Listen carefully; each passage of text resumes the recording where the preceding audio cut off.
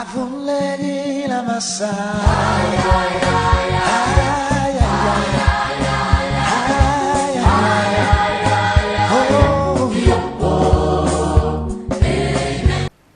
Ravi de vous savoir là, alors que ce programme commence. Il s'appelle « Tu dois comprendre ». Et la thématique que nous avons depuis quelques mois maintenant est tirée de Galates chapitre 6, verset 7. Ne vous y trompez pas, on ne se moque pas de Dieu. Ce qu'un homme aura semé, il le moissonnera aussi. Que cet homme soit en Afrique, en Europe, en Asie, en Océanie, aussi longtemps qu'il s'agisse d'un homme sur cette terre, cette loi le concerne. Aussi longtemps qu'il s'agit d'un être humain, il est concerné par cette loi. Donc chacun de nous doit faire attention avec les actes qu'il pose, avec les décisions qu'il prend. C'est très important, madame, c'est très important, monsieur. Jeunes gens, vous devez le savoir. Vous devez comprendre que cette loi s'applique aussi à vous. La Bible, dans Hébreux chapitre 11, verset 6, nous dit comment on fait pour plaire à Dieu. Ouvrez votre Bible avec moi. Hébreux chapitre 11, verset 6. Si vous n'avez pas de Bible, notez ces passages bibliques pour les méditer après. Or, sans la foi, il est impossible de lui être agréable. Car il faut que celui qui s'approche de Dieu croit que Dieu existe et qu'il est le rémunérateur de ceux qui le cherchent.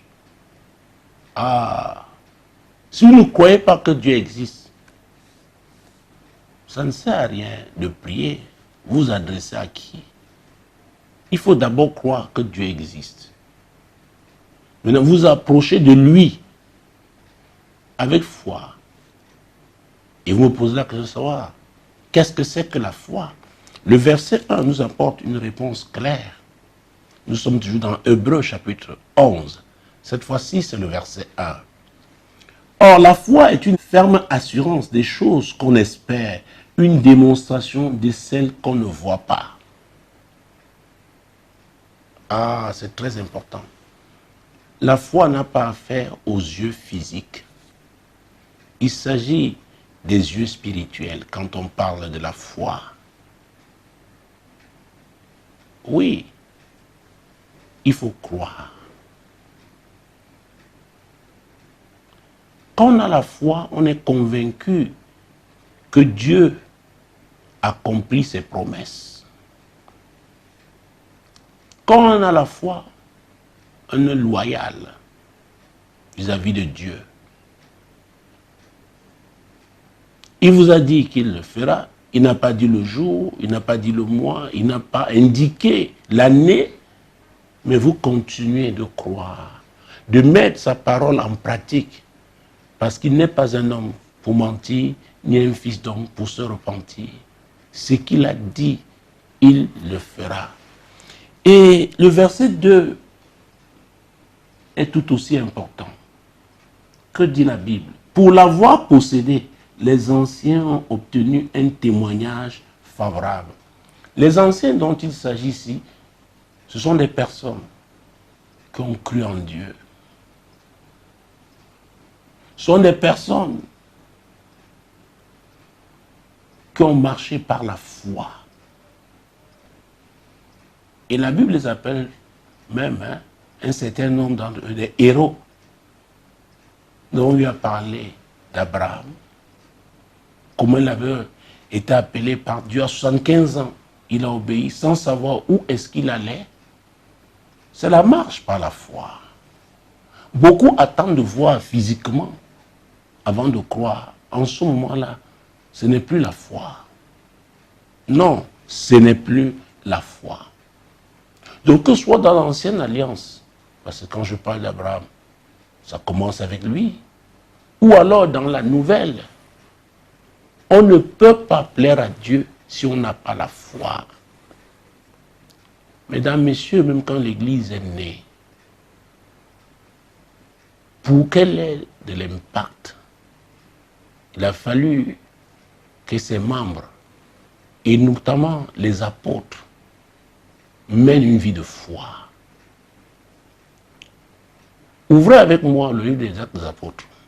Actes des Apôtres au chapitre 3.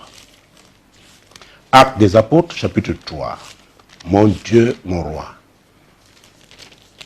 Actes des Apôtres, chapitre 3. Commençons avec le verset 1. Et nous lirons au fur et à mesure. Pierre et Jean montaient ensemble au temple à l'heure de la prière. C'était la 9e heure, c'est-à-dire 15 heures. Verset 2. Il y avait un homme boiteux de naissance qu'on portait et qu'on plaçait tous les jours à la porte du temple appelé la Belle pour qu'il demandât l'aumône à ceux qui entraient dans le temple. Oh! Verset 3. Cet homme, voyant Pierre et Jean qui allaient y entrer, leur demanda l'aumône. Verset 4. Pierre, de même que Jean, fixa les yeux sur lui et dit, regarde-nous. Ça c'est très important, mesdames. C'est très important, messieurs. Voilà des gens qui avaient été auparavant des pêcheurs de poissons. Pour ceux qui ont lu la Bible, ils savent quel événement, n'est-ce pas, Israël et Jérusalem en particulier a vécu le jour de cette Pentecôte. Le Saint-Esprit est descendu et conformément à la promesse faite par le Seigneur Jésus, n'est-ce pas, tous furent remplis du Saint-Esprit, environ 120 personnes. Et l'Église est née. Les disciples qui avaient été avec Jésus sont devenus de nouvelles personnes. Des personnes totalement transformées. Et il s'agit de deux d'entre elles, ces personnes-là, Pierre et Jean. La Bible les appelle des colonnes, Pierre, Jean et Jacques. Mais ici, c'est Pierre et Jean qui sont en action. Ils devaient assister à la prière au temple. Et ce boiteux qui avait l'habitude de demander l'aumône, c'était un mendiant. Il vivait de l'aumône. Quand il les a regardés, il a dit, voilà, je pourrais recevoir quelques pièces. Mais Pierre et Jean, oh mon Dieu, lui ont dit, regarde-nous. Regarde-nous. Pourquoi? Ils avaient la foi qu'ils avaient reçu quelque chose de spécial le jour de la Pentecôte. Ils savaient qu'ils étaient remplis du Saint-Esprit.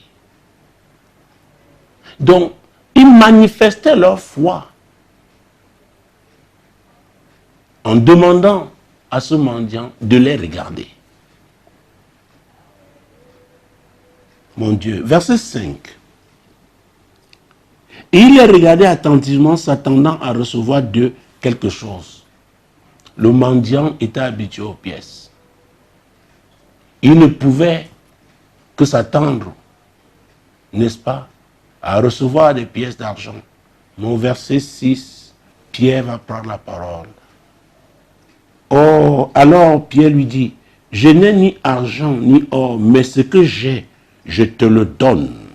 Ce que j'ai. Je sais que j'ai reçu quelque chose et je peux te le donner. Je peux t'être utile. Je peux te rendre service au nom du Seigneur parce que quand il dit je n'ai ni argent ni or mais ce que j'ai, je te le donne. Au nom de qui? Au nom de Jésus-Christ de Nazareth. Lève-toi et marche. Il a fait une déclaration de foi. Considérant ce qu'il a reçu. Le don de Dieu, n'est-ce pas, qu'ils avaient tous reçu, mais c'est lui qui s'adressait précisément à ce boiteux. Oh mon Dieu, mon roi. Verset 7. Et le prenant par la main droite, il le fit lever. C'est encore la foi. C'est pourquoi, en fonction des situations, la foi se manifeste de façon particulière. Il a fait la déclaration, mais il a tenu par la main droite quelqu'un qui n'avait jamais marché. Donc le don qui était en Pierre devait se manifester par la foi, par les actes qui devaient aussi poser physiquement même. Il a tenu ce boiteux. Mon Dieu, mon roi. La Bible dit qu'au même instant, ses pieds et ses chevilles devinrent fermes. Donc, il a fallu d'abord que les apôtres Pierre et Jean croient qu'ils ont reçu du Saint-Esprit des dons. Il a fallu ensuite que Pierre fasse cette déclaration. Et il a continué par cette action qui consistait à tenir ce boiteux par la main droite. Et le miracle a eu lieu. Et le miracle même va avoir lieu. Pourquoi? Parce que, mon Dieu, mon roi, quand les pieds et les chevilles de cet homme devinrent fermes, il a sauté. Donc, celui qui ne s'attendait qu'à voir les pièces a vu autre chose. Il a vu le miracle. Quelque chose s'est produit en lui et il a cru. Oh mon Dieu, mon roi. D'un saut, il fut debout et il se mit à marcher. Quelqu'un qui n'avait jamais marché. Il s'est mis à marcher. La foi est démonstrative. Tout le peuple, verset 9, le vit marchant et louant Dieu. Vous voyez, il s'est mis à louer Dieu. La foi aussi. Il y a même un type de miracle, vous louez Dieu alors qu'au plan physique, vous ne vivez pas encore ce que vous espérez recevoir de Dieu. C'est pour vous dire, en fonction des situations. Je ne sais pas pourquoi vous êtes là en ce moment, mais je suis convaincu que vous devez manifester votre foi pour recevoir quelque chose de spécial du Seigneur. Il n'y a pas le hasard avec Dieu.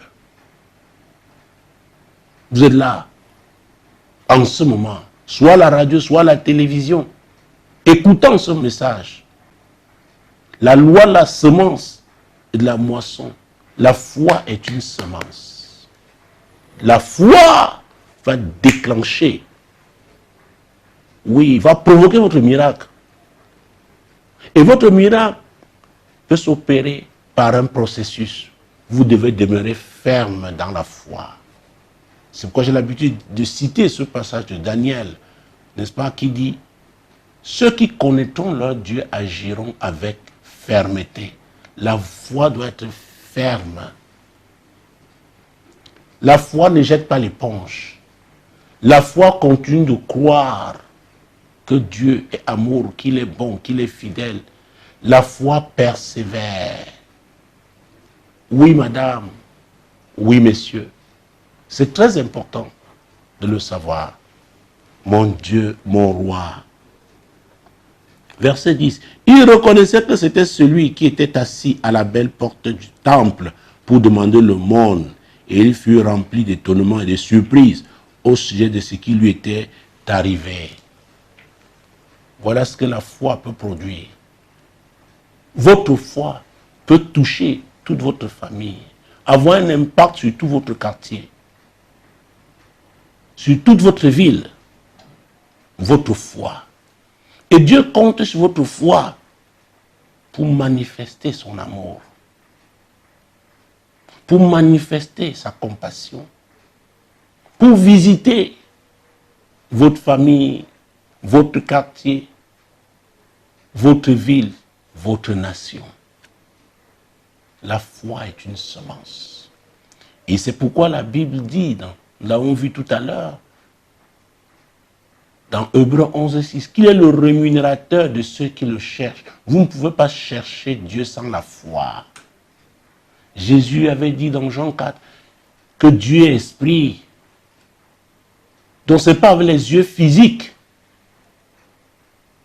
c'est avec les yeux spirituels.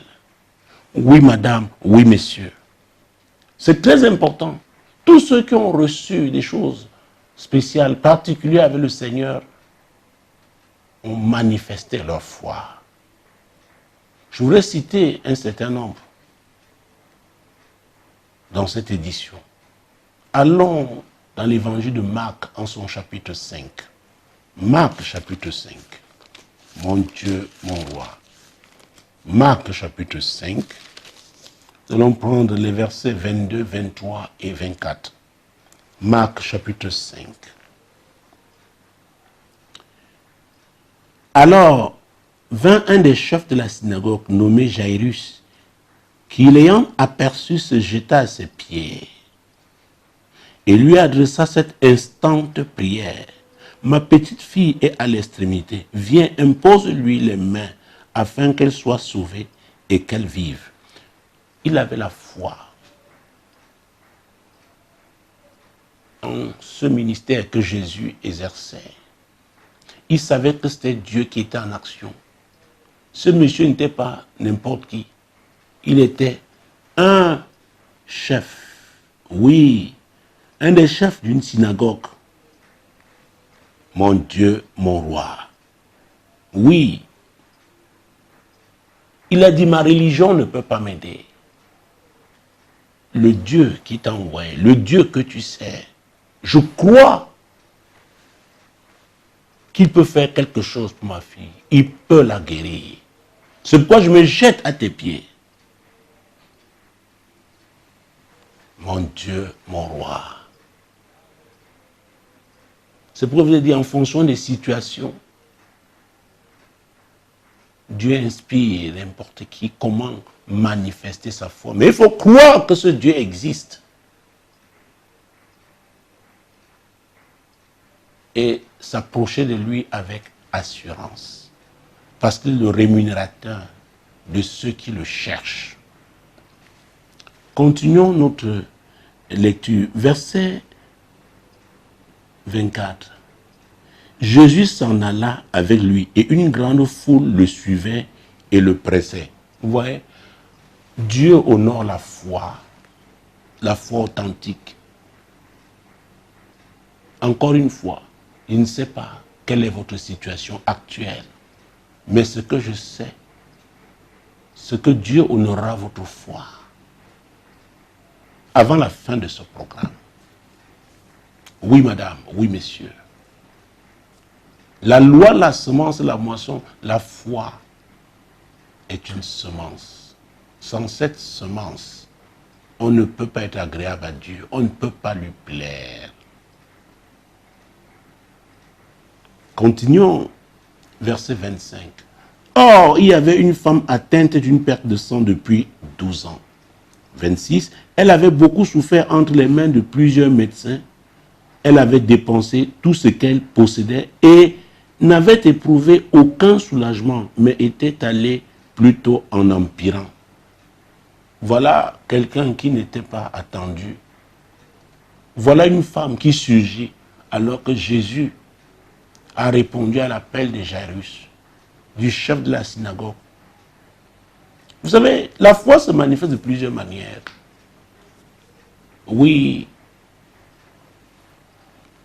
Et je vous ai dit que Jésus honore la foi.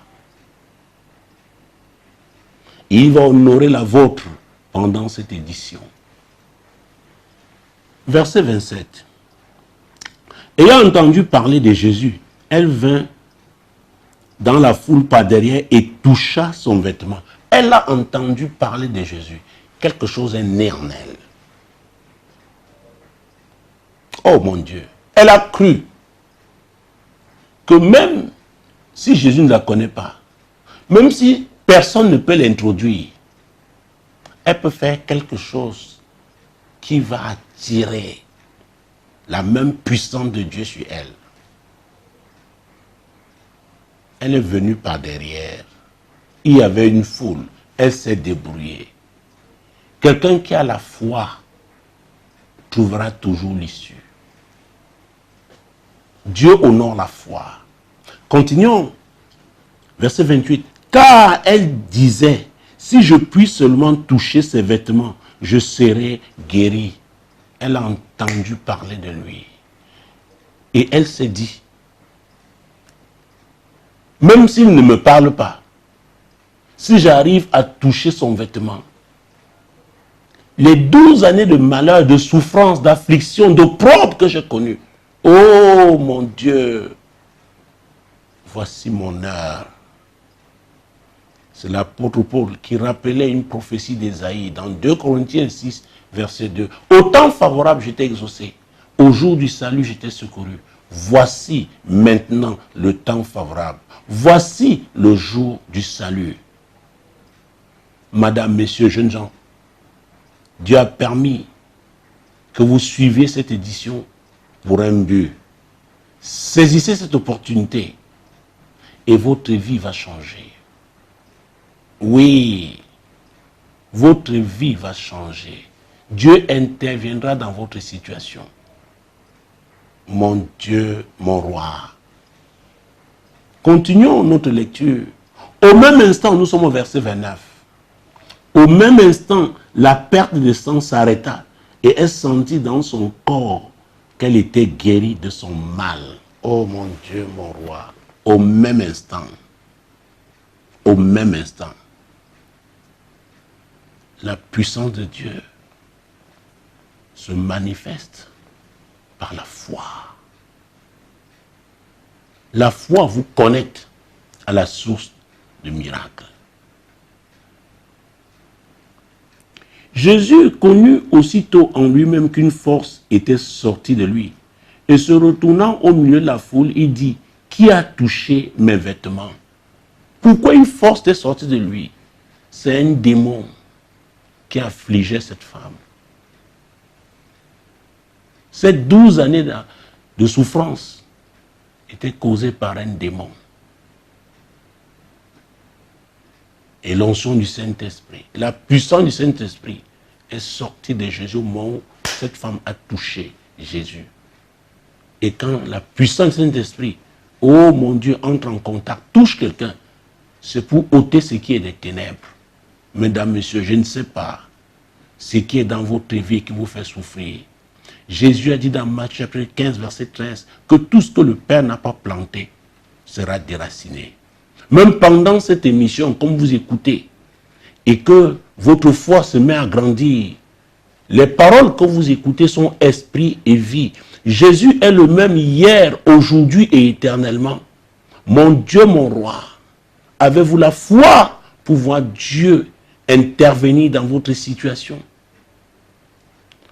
On racontera aussi votre histoire. Les gens seront étonnés.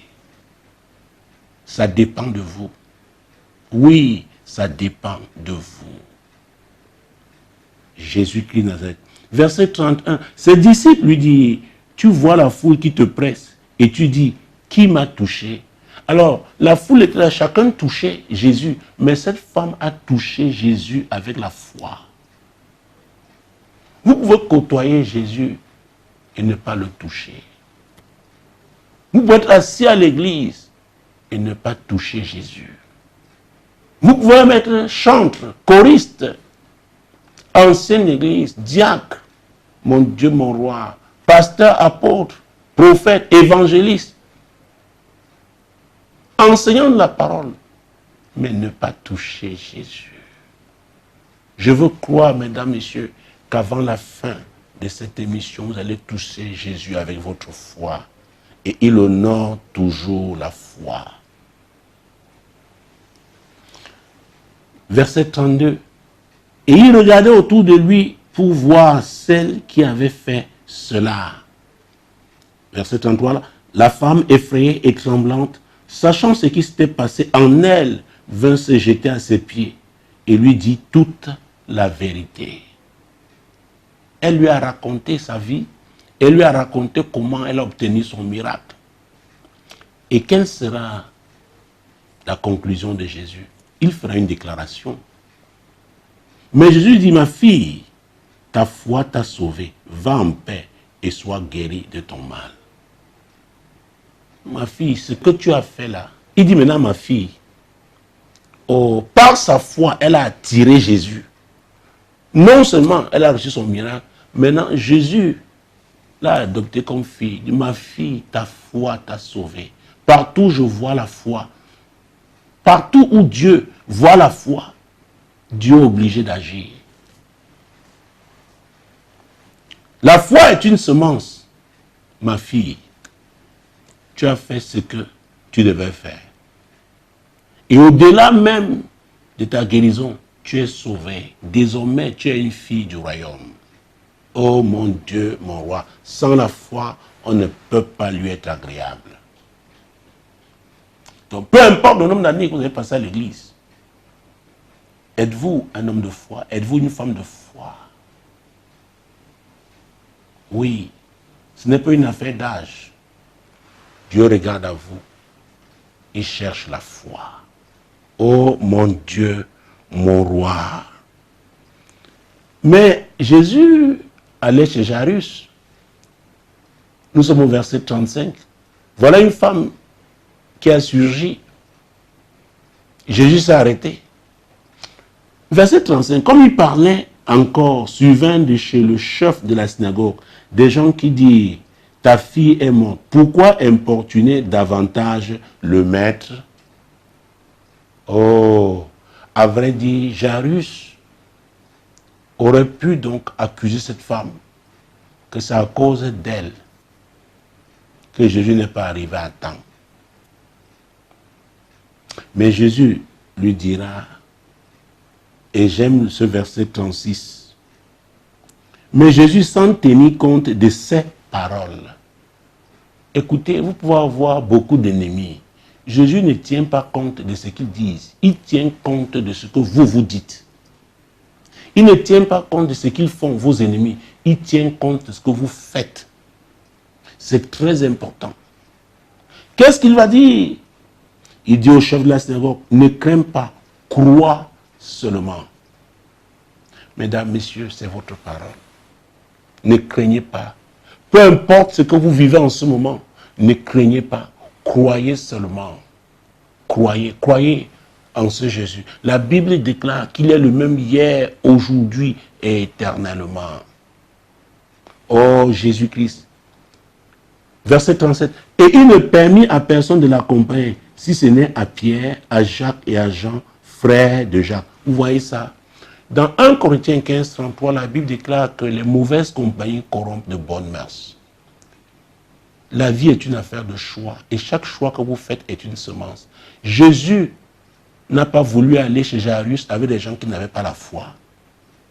Il a choisi 3 de ses apôtres. Et la Bible les appelle les colonnes. Pierre, Jean et Jacques.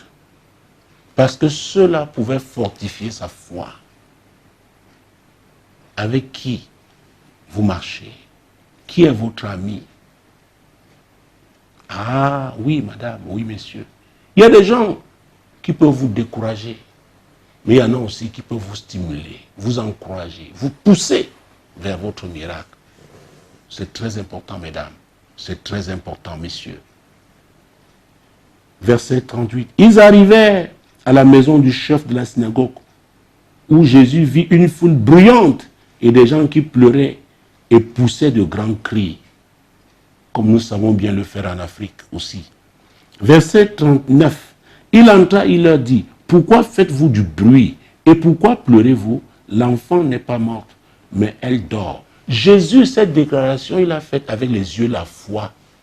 Il n'a pas vu la fille, le cadavre de cette fille, mais il a vu ce que Dieu va faire. Mon Dieu, mon roi, par votre souffrance, Dieu peut toucher toute votre communauté.